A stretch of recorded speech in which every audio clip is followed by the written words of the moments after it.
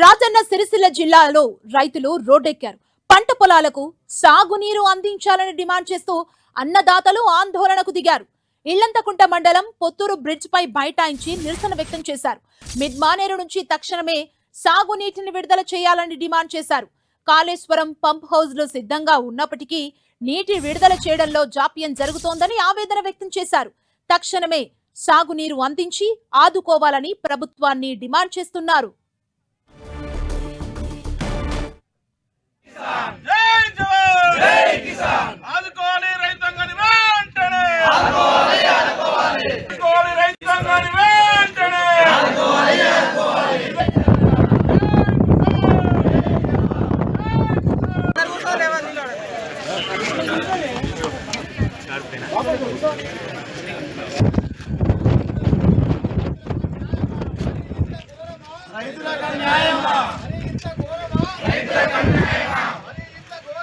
రైతులకు న్యాయమా